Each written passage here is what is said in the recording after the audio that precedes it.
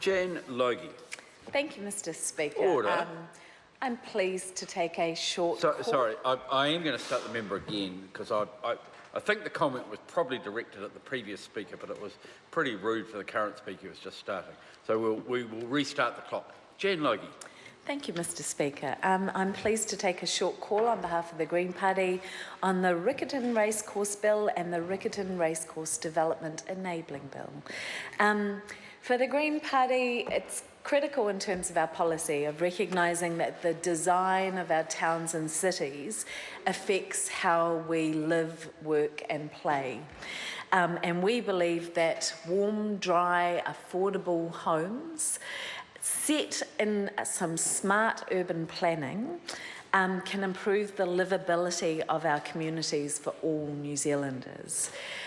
Building location, design, processes and materials have a major impact on the environment, on our transport options and on our health and quality of life. And housing is fundamental to the health and well-being of individuals, whānau, families and communities.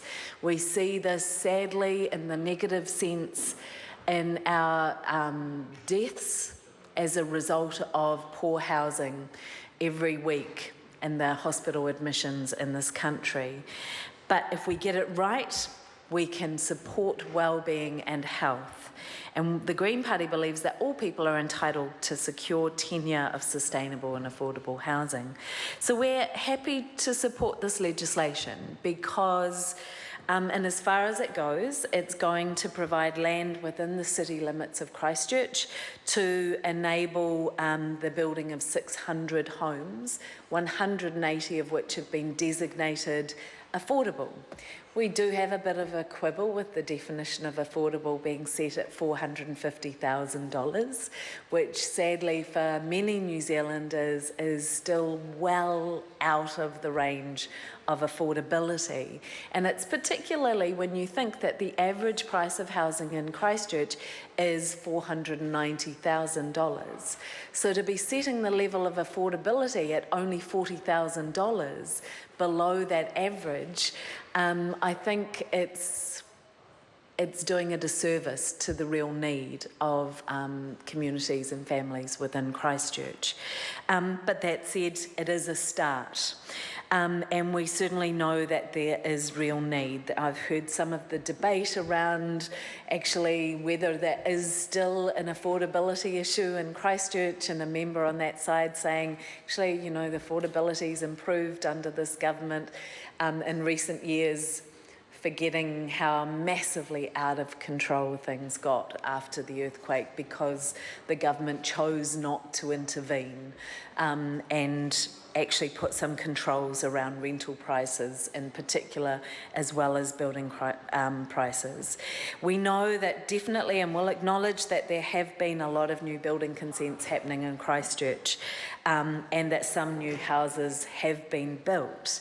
But as we're seeing in Auckland and in other parts of the country, most of those builds are targeted at the higher end of the market, and that the market is not delivering for most New Zealanders.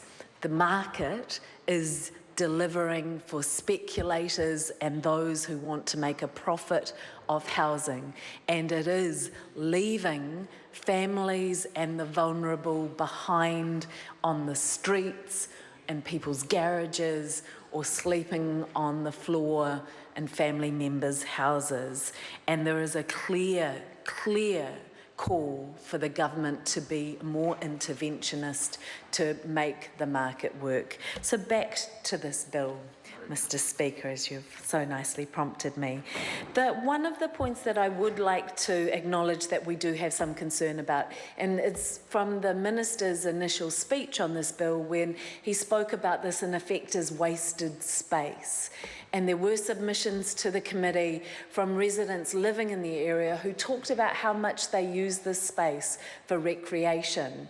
And part of our vision for those sustainable, healthy developments is for there to be a good balance between green space and transport and the homes, and that the homes are sustainably built. And we are disappointed to see that there isn't very much guidance within this bill to ensure that that is the end result for the community of Christchurch.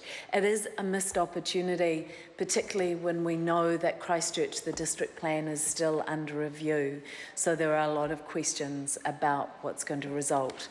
But all in all, we are happy to support this small measure in support of the people of Christchurch. Chris Ford.